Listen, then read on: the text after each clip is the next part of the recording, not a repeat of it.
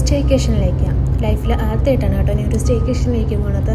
അപ്പോൾ അതിൻ്റെ ഫുൾ എക്സൈറ്റ്മെൻറ്റും കാര്യങ്ങളിലൊക്കെ ആയിട്ടാണ് പോണത്. അപ്പം ഈ വണ്ടിയിൽ ഞാനുണ്ട്, എൻ്റെ ബ്രദറുണ്ട്, ഹസ്ബൻഡുണ്ട്, പിന്നെ എൻ്റെ മാമനും മാമിയുണ്ട്.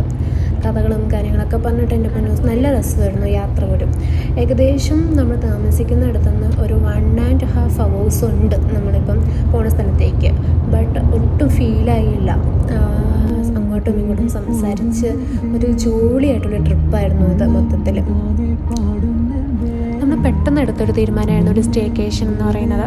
അപ്പം നമ്മൾ സാറ്റർഡേ ഉച്ചയ്ക്ക് പ്ലാൻ ചെയ്യുന്നു, ഹോട്ടൽ ബുക്ക് ചെയ്യുന്നു.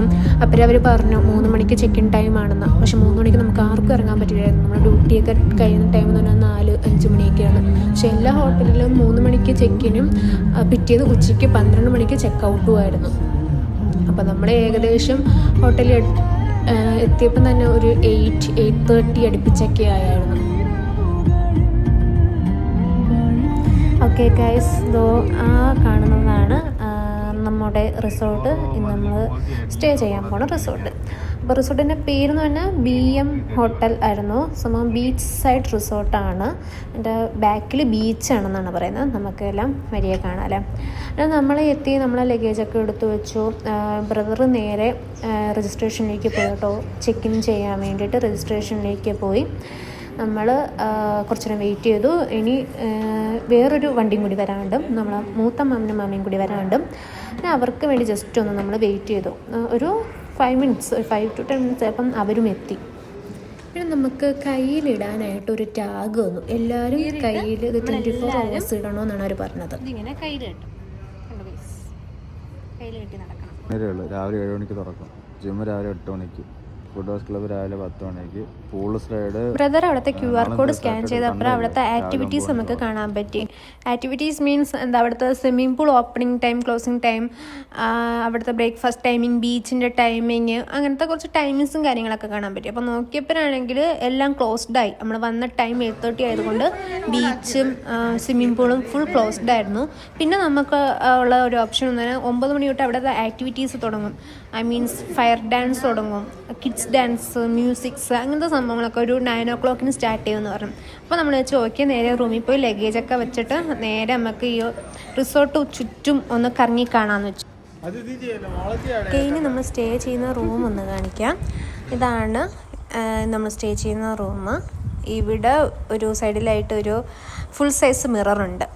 നല്ല രസമുണ്ട്, ഫുൾ സൈസ് ഒരു മിറർ. പിന്നെ അങ്ങോട്ട് ഒരു അപ്പുറത്തെ സൈഡ്, 1 സൈഡ് ആണെങ്കിൽ വാഷ്റൂമിലേക്കുള്ള ഡോറുമാണ്. ഇപ്പുറത്തെ സൈഡ് എന്ന് പറഞ്ഞാൽ കബോർഡാണ്.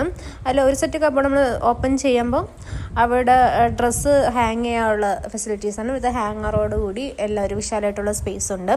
ഇപ്പുറത്തെ സെറ്റിലാണെങ്കിൽ ഒരു റോയിൽ ഇങ്ങനെ വെയിറ്റിംഗ് മെഷീൻ ഉണ്ട്. പിന്നെ അപ്പുറത്തേക്ക് നോക്കുമ്പോൾ അവിടെ നമുക്ക് വാല്യുബിളായിട്ടുള്ള ഐറ്റംസൊക്കെ പ്ലേസ് ചെയ്യാൻ വേണ്ടിയിട്ട് ഒരു ലോക്കറും, അതിൻ്റെ താഴെയാണെങ്കിൽ നമുക്ക് ഫ്രിഡ്ജും കാണാം. ഇപ്പം ഡ്രിങ്ക്സോ അങ്ങനെ എന്തെങ്കിലും പ്ലേസ് ചെയ്യാൻ വേണ്ടി ഫ്രിഡ്ജും വെച്ചിട്ടുണ്ട്. പിന്നെ ഈ കബോർഡിൻ്റെ മേളിലത്തെ തട്ടിലേക്ക് വരുമ്പം ഒരു കവറും പിന്നെ 2 ചെറിയൊരു പാക്കറ്റ് കണ്ടു. ഈ പാക്കറ്റ് എന്ന് പറഞ്ഞാൽ ഒന്നെന്ന് പറഞ്ഞാൽ നമ്മൾ ഷൂ പോളിഷ് ചെയ്യാൻ വേണ്ടിയിട്ടുള്ളൊരു സ്പോഞ്ചാണ്. പിന്നെ മറ്റതെന്ന് പറയുന്നത് തന്നെ ഒരു സീയിങ് ത്രെഡാണ്. മീൻസ് അത്യാവശ്യം പല കളറിലുള്ള നൂലും പിന്നെ ഒരു സൂചിയുമായിട്ട് പ്രൊവൈഡ് ചെയ്തിട്ടുണ്ട്. ഇവിടെയാണ് ഡ്രസ്സ് ഡ്രൈ ചെയ്യാൻ വേണ്ടിയിട്ടാണ് അത് വെച്ചേക്കുന്നത്. പിന്നെ വീണ്ടും ഒരു മിറർ. ആ മിററിൻ്റെ താഴെ തന്നെ ഒരു ടേബിളുണ്ട്. ആ ടേബിളിലാണെങ്കിൽ നമുക്ക് വാട്ടർ ബോട്ടിൽസ് പ്രൊവൈഡ് ചെയ്തിട്ടുണ്ട്. പിന്നെ കെറ്റിൽ, ചായ, കോഫിയൊക്കെ ഇട്ട് കുടിക്കാൻ വേണ്ടിയിട്ടുള്ള ചെറിയ ചെറിയ ഷാഷയൊക്കെ തന്നിട്ടുണ്ട്. പിന്നെ ഇപ്പുറത്തെ സൈഡിലേക്ക് വരുമ്പോഴാണെങ്കിൽ ചെറിയൊരു സ്പേസ് ഉണ്ട്. പിന്നെ ഒരു വാംലൈറ്റിൻ്റെ അണ്ടറിലായിട്ടൊരു സോഫ. പിന്നെ നമ്മൾ അവിടെ നിന്ന് ജസ്റ്റ് ഒന്ന് ഇറങ്ങി ഒരു നെറ്റ് വാക്കിന് വേണ്ടി, പിന്നെ അതുപോലെ തന്നെ റിസോർട്ടിന് ചുറ്റും ഒന്ന് കാണാനൊക്കെ ആയിട്ട് പൂളും ബീച്ചും ഒക്കെ എവിടെയാണ് ലൊക്കേറ്റ് ചെയ്ത് നിൽക്കുന്നതൊക്കെ ജസ്റ്റ് ഒന്ന് അറിഞ്ഞു വെച്ചേക്കാൻ വേണ്ടി നമ്മളെല്ലാവരും കൂടി ഒന്ന് ഇറങ്ങി. അവിടെ നിന്ന് പിന്നെ നൈറ്റ് ആണെങ്കിൽ അവിടെ കുറച്ച് ഗെയിം ആക്ടിവിറ്റീസൊക്കെ ഉണ്ടായിരുന്നു. കിഡ്സ് ഡാൻസും ഫയർ ഡാൻസൊക്കെ ഉണ്ടായിരുന്നു. അതൊക്കെ കണ്ടുകൊണ്ടിരുന്നു.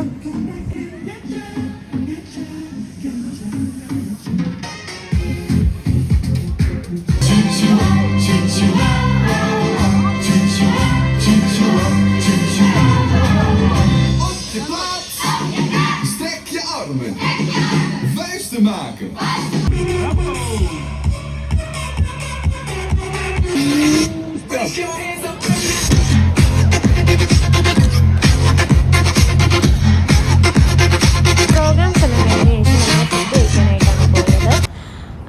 നൈറ്റ് നമുക്ക് ഡിന്നർ അവിടെ നിന്ന് പ്രൊവൈഡഡ് അല്ലായിരുന്നു.